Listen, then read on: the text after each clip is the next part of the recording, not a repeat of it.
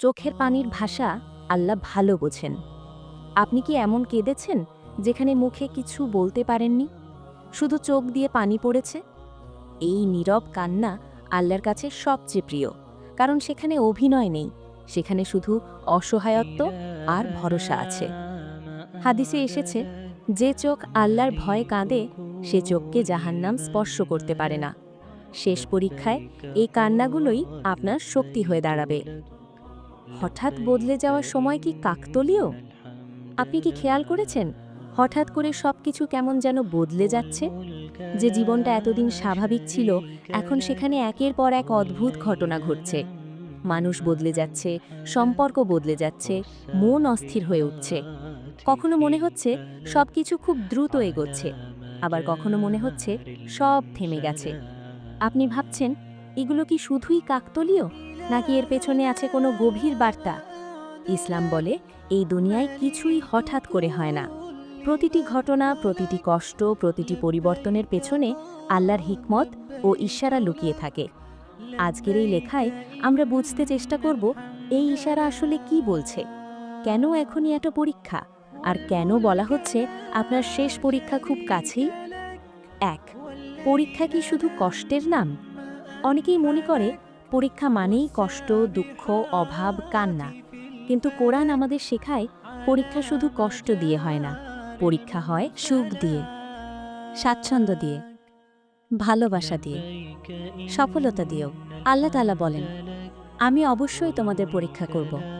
ভয়, ক্ষুধা, সম্পদহানি, জীবনহানি ও ফল ফসলের ক্ষতির মাধ্যমে। সূরা আল বাকারার ১৫৫, অর্থাৎ পরীক্ষা জীবনের অবিচ্ছেদ্য অংশ। কেউ পরীক্ষায় পড়ে কষ্টের মাধ্যমে, কেউ পড়ে সুখের মাধ্যমে, কিন্তু সবচেয়ে কঠিন পরীক্ষা আসে শেষ মুহূর্তে। ২. শেষ পরীক্ষার আগে কেন সবকিছু একসাথে আসে? আপনি যদি কোনো বড় পরীক্ষার হলে ঢুকে থাকেন, খেয়াল করবেন শেষ ১০-১৫ মিনিটেই চাপ সবচেয়ে বেশি থাকে। ঠিক তেমনি মানুষের জীবনের বড় পরিবর্তনের আগে আল্লাহ একসাথে অনেক কিছু পাঠান। একদিকে কষ্ট, অন্যদিকে ধৈর্যের পরীক্ষা। কখনো প্রিয় মানুষ দূরে চলে যায়, কখনো দোয়া কবুল হতে দেরি হয়। এই সময়টাকেই বলা যায় শেষ পরীক্ষার সময়। কারণ আল্লাহ যখন কাউকে বড় পুরস্কার দিতে চান, তখন আগে তার ধৈর্য, ঈমান ও তাওয়াক্কুল যাচাই করেন। ৩. কিছু স্পষ্ট ইশারা যা বলে দিচ্ছে শেষ পরীক্ষা কাছেই। ক. আপনি আগের মতো পাপে শান্তি পাচ্ছেন না। একসময় হয়তো পাপ করে মন খারাপ হলেও এতটা অস্থির লাগতো না, কিন্তু এখন একটু ভুল করলেই মনে হয় বুক ভারী হয়ে যাচ্ছে, ঘুম হারাম হয়ে যাচ্ছে।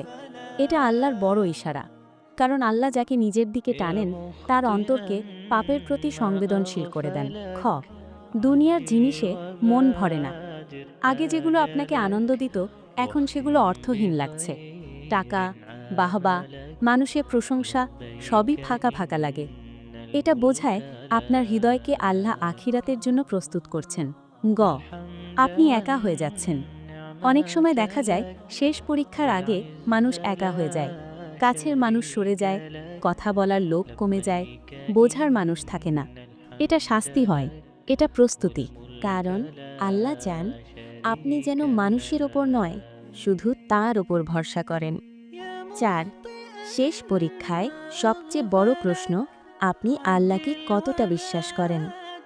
এই পর্যায়ে এসে আল্লাহ একটি প্রশ্ন করেন, তুমি কি এখনও আমার ওপর ভরসা রাখো? যখন দোয়া কবুল হচ্ছে না মনে হয়, দরজা বন্ধ দেখাচ্ছে, ভবিষ্যৎ অন্ধকার মনে হয়, তখনই আসল ঈমানের পরীক্ষা।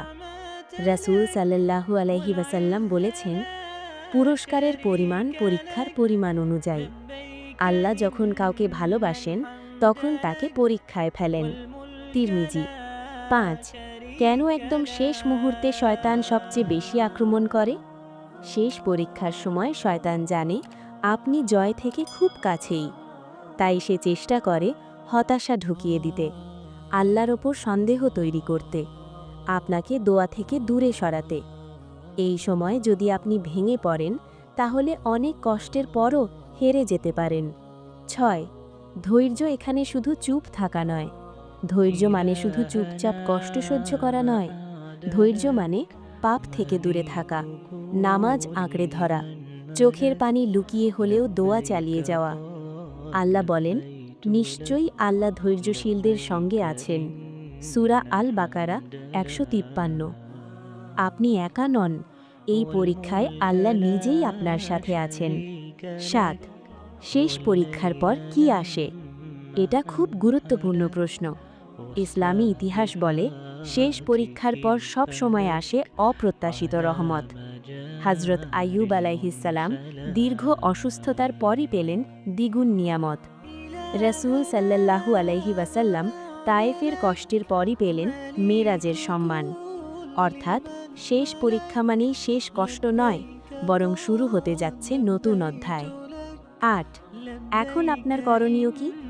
এই সময় ৩টি জিনিস শক্ত করে ধরুন। ১. নামাজ। নামাজ ভাঙবেন না, যত কষ্টই হোক। ২. দোয়া। দোয়া বন্ধ করবেন না, কবুল না হলেও। ৩. আশা।